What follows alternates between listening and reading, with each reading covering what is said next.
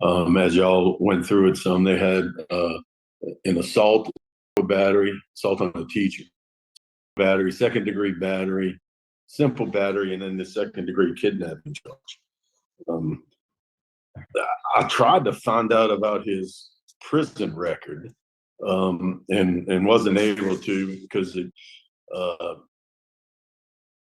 the record indicates that he lost 414 days of good time, but I didn't see anything with regard to disciplinary reports that as to why he lost all that good time. Mr. Rios says that he never got another disciplinary report once he left Tallulah. Not sure when that is, but the record does show that he did have a disciplinary report when he was going through those courses, those educational courses. I am happy that I am not going up against Assistant District Attorney Randall Meyer. He shows up to all his hearings and he always is prepared to lay out the facts. And here it is. He's sharing with the board what's in this man's jacket, and it's not pretty. Well, I'll unpack it with the details at the end. You are classified as a second felony offender. You were seeking a commutation of your sentence. You were sentenced in December 2007 in the 24th Judicial District, Jefferson Parish, for second-degree kidnapping. You received a 25-year sentence. You have a good time release date, March 20th of 2026. Is that information correct? Yes, ma'am. All right. Tell us, first we'll hear from you. We want you to tell us why you are submitting for a commutation of your sentence. We'll hear from your family members, and then we'll start the interview process, and we'll ask the DA's office to close it out for us. Okay. So tell us why are you in jail, and why do you think we should grant you some relief today? Good morning, first of all. And I'm in jail on a second-degree kidnapping, as you all know, serving a 25-year sentence. I've been down 19 years and 4 months, I believe. I believe I should be granted a clemency because I'm not the same 25-year-old person that committed this crime. I've come a very long way, and more than anything, I've been nothing but remorseful and regretful for any part that I've played in that committing that crime. I've dealt with this every day for the past 17 years, and I wish there was a way that I can turn things around, but I can't. All I can do is try to better myself the way that I've been doing and hopefully get this chance. I'm always working on myself, always. When I was at Tallulah in Madison Parish, I was one of the top trustees there, if that's worth anything. And I was also kind of liaison between the COs and the inmates whenever anything went wrong. I started several programs, if that's on the file, as far as religion-based. I helped start the Christian ministry program under Chaplain Richard Doyle over there, and I also helped start the Islamic program. This is not who I am. I own up to my mistakes, and I won't even call them mistakes, bad decisions, because I knew what I was doing and I went in and I did it. I can't make up for it, but I want you all to know I am redeemable. I'm not just a throwaway. I have a lot of people who really love me and depend on me. And like I said, once again, to the family, the victim, I really do apologize, and I'm sorry for my actions. And I hold myself accountable. Thank you. Well said. So let us hear from your brother first, Latrell. Okay. All right, Mr. Freeman. Okay, Mr. Lee, how old are you? I'm 44. Okay, and how long have you been in jail on this charge? 19 years and 4 months. So how old were you when you committed this offense? 25? Yes, sir, 25. Okay, have you gotten your GED since you've been in prison? I had my GED prior to coming to prison, but I have been enrolled in 8 semesters of Ashland University. There's a big question I got. Why did you lose 414 days of good time? Unfortunately, I was at Tallulah for almost 13 years. And be honest with you, it's a spacing thing. And as soon as I moved from where I was at, I've never had a write-up again. If you all are familiar with the history of Tallulah, it's chaotic. And I slept in the area that they refused to move me from. When I tried to remove myself several times, the right way, the correct way, and they refused to move me. So I kept getting wrote up for it said, I believe it was cell phones. I never owned a cell phone, but I kept getting wrote up because of the person that slept over me. And as soon as I was able to move, as you can see on the record, I've never had another write-up again. And that took 6 years before they would even allow me to move from a different bed to a different dorm. And I've never had a write-up under any circumstances ever since. Okay. And so tell me, what was your role in this kidnapping? I've seen some different statements from you, from her, from the other guy, Mr. Signal. What happened? First off, I went in unknowing what was going on. And once I saw things unfolding, that's where I fault myself, because I saw it and I didn't do anything about it. I accept full responsibility for that.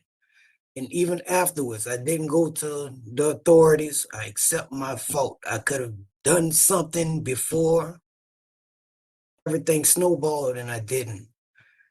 I was asked to drive to one location, and while in the process of going to that location, they asked me to make a stop. And once I did, that's when all of the other stuff transpired, and they brought Mr. Lawrence to the vehicle, and he looked me in the face the way that I'm looking at you all, but in person. And I didn't do anything, and I'm wrong. You're saying you didn't have the gun? I never had a gun, never owned a gun. And you didn't get out the truck and make him get in? No, sir. That was Mr. Signal. The signal wasn't there. Y'all Yeah, had dropped him off because this guy knew him. no. Mr. Signal was in the bed of the truck.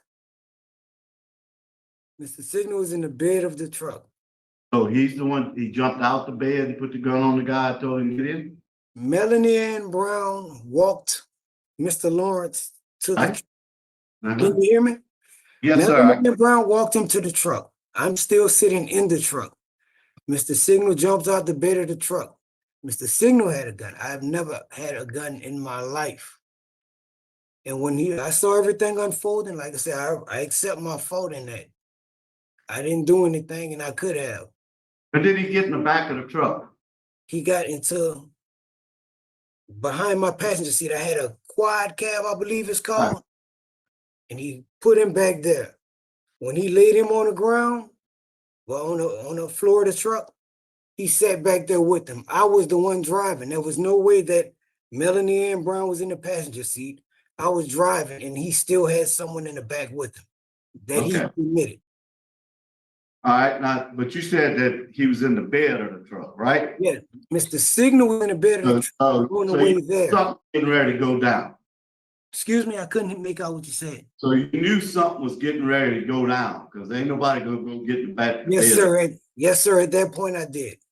Okay. When did he get in the bed of the truck? When y'all pulled up to the store, or you been riding back? When we pulled up to the store. All right. So Mr. Lawrence personally identified you. So he's the victim in the case, but I want to note for the record that he is very opposed. He still has burn marks on him. And I mean, he definitely went through a terrifying incident. I mean, he didn't deserve were you at the house with them at all when they were calling for the ransom? Yes, sir. Melanie left and went to a bar or something and made one call and came back. Right, right. And that's why, like I said, I accept my fault in not doing anything. Okay. Had they promised you any money out the kidnapping if the ransom was paid? Yes, sir. Mr. Signal did himself.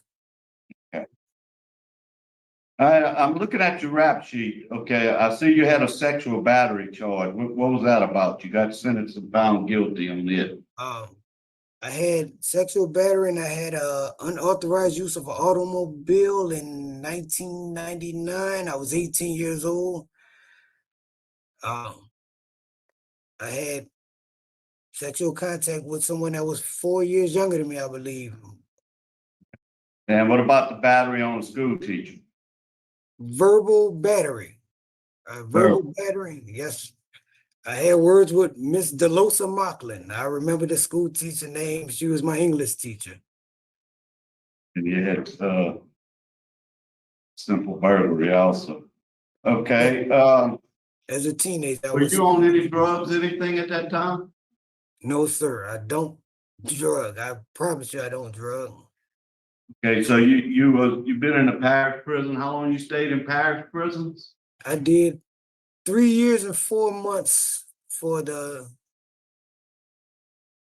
sexual battery and the unauthorized use of automobile. No, I'm just asking, how long have you been, since you've been incarcerated on this charge? Oh, Have you ever been to a state institution or it's always been? always been parish facilities, from Jefferson Parish to LaSalle to Madison to Riverbend to here, which is Cleveland Parish.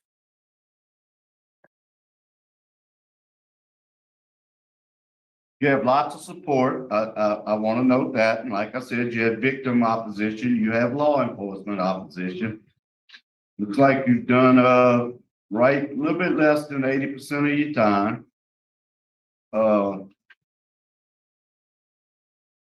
I have no further questions. Any other questions? I made a note. I wanted to tell you, Mr. EA, that I made a note. College transcript, great personal achievement. So congratulations on that. That was included in our record. Thank you. I would like to ask you, you have a good time date of March 20th, 2026, and you're seeking a commutation of your sentence. What exactly are you asking for? Well, I actually filed 4 years ago. I understand COVID slowed the process of a lot of things. I just would like to, it's my fault that I missed out on all of my life and my children's life. My daughter recently turned 21. My son is 20. I just wanted to try to be home a little bit earlier and spend time with them. I mean, no one knows when that number's going to come. But I would just like to return home to my family a little sooner than later, if possible. And I've tried to do my best to make sure that I stay on the right path the entire time that I've been incarcerated. And I'm not sure if you have gotten the letters of support from the lieutenants and the captains that I've always worked under from the 3 different facilities, but the paperwork from my past is not who I am. No, those are just some terrible decisions that I made. And like I said, I own up to all of them. I regret everything that I've done. And I'm just hoping that you all can see that I'm redeemable and I'm worth giving a chance to. Okay, all right. Well, we're going to ask the DA's office to close it out first. Mr. Meyer. Good morning, Randall Meyer, Assistant DA, Jefferson Parish. Good morning. We're opposed to his request for commutation of his sentence. Looking back at his arrest history, as y'all went through it some, they had an assault, sexual battery, assault on a teacher, sexual battery, second-degree battery, simple battery, and then the second-degree kidnapping charge. I tried to find out about his prison record, and wasn't able to because it, the record indicates that he lost 414 days of good time, but I didn't see anything with regard to disciplinary reports that as to why he lost all that good time. Mr. Rios says that he never got another disciplinary report once he left Tallulah. Not sure when that is, but the record does show that he did have a disciplinary report when he was going through those courses, those educational courses. I don't know. In his application, Mr. Rios says that he had one disciplinary report. I don't know if that's the same disciplinary report that he had during the educational courses or not. The record, there's no DB history in there showing what disciplinary reports he's actually had. And I'm concerned with Mr. Rios' statement of the fact in this case. It doesn't appear to me from what I've seen with the police report that he's being honest with the board of having no participation. His living girlfriend at the time stated that he was involved in the planning of the kidnapping, and that they left the house with the intention, and Mr. Ray knew this, and the intention to go and kidnap Mr. Lawrence. Mr. Lawrence positively identified Mr. Ray as the person who exited the truck with the gun and forced him back into the truck, which is completely different than what Mr. Ray says happens. And Mr. Signal was never charged with the crime from what I see. Looking back at the records, it appears that he had an alibi that was checked out and was confirmed, and he apparently, from what I'm seeing, was not in the truck when the offense occurred. He was not charged. Now, Mr. Ray's girlfriend was charged. She failed to appear in trial, and there's an attachment that remains open for her, even to this date. So, for those reasons, we're opposed to his request for commutation of sentence. And additionally, the victim opposition and the fact, I believe, as Ms. Renatza stated, he's got a good time date coming up relatively soon. Thank you. Thank you. All right, is the panel prepared to vote? Mr. Freeman? Yeah. Mhm. Okay, Mr. Ray, I look at your case, and the thing that really concerns me is the fact that he just brought up. The witness said you're the one that jumped out, put the gun in his face, told him to get in the truck. And the alibi from Mr. Signal was that he was not even at the location because it was premeditated and they knew that he would recognize him. My vote today is to deny criminal history and law and victim opposition. Mr. Tillis? I concur. Ms. Stapleton? I concur. Mr. Prater? Concur. My vote is to deny based on the proximity of your mandatory good time release date. You have a release date. So my vote today is to deny. So it's a unanimous vote, Mr. Rie. Your application for clemency has been denied. Okay, thank you. What a difference it makes having Mr. Randy Meyer, the ADA, there, right? It's a weird, also a weird hearing. He has his good time date March 20th, 2026. Now, that's in a year and whatever, a bunch of months, but which is, of course, nothing compared to everyone who's coming up for commutation hearings. We don't see that. Now, he said that he applied for it and then it got kicked down the road. And hey, if they offered it, he'll take it. But in reality, if they would have made a recommendation to the governor to have this hearing, it takes time. The governor has to sign it. It takes a while. Sometimes we see it could take several years. So, he was just playing. He's just playing on House's money, I think, with this hearing, anyways. But I don't think he ever had a chance. We have seen so many hearings with those that come up in just the most esteemed situations. And here's one where he has 414 days loss of good time. Now, you might choose to believe his story, and it could be true. I watch plenty of prison YouTube things, and I hear you're stuck with the wrong bunkie, the wrong cellie, and you can be screwed. You'll lose all that good time. What can you do? And that's definitely possible. But the parole board, I think they see, you know, we've seen hundreds and hundreds of cases, and you don't see these outliers that we so often. I remember first seeing this, just how surprised I was at how many inmates can go 20 years, even in Angola. And not get write-ups. So it's you know, which always seems like an impossibility to me. You would think just a CEO having a bad day would make sure you get a write-up. He's 19 years again. It's a 25-year sentence. He didn't kill anyone. Again, which is, you know, it's like when you compare it to everything else. But then as I felt like Randy Meyer brings up the idea of how long his record is, and we've learned enough on this watching parole hearings that what even makes it into your jacket on your record is usually a watered down version of what happened. To start, I don't believe him when he says I was 17 and she was maybe 3 years younger. Richard has a note that she was 13 and that it was full on SA. You heard from, you know, to get a felony for being verbally abusive to a teacher, again, the odds of that happening, it's hard to, you know, to have these things in your jacket. This is a life of pretty horrible crime. You got it. Now, I mean, to his credit, he seems to be doing great. I did not skip over his family support in any way of disrespect. I actually, you know, one of his brothers, you couldn't really hear him, but the other one, he was prompt, concise. He said, hey, we're here, you know, emotionally, financially, we're here for him. And, you know, but what else is there to add? I'm trying to think.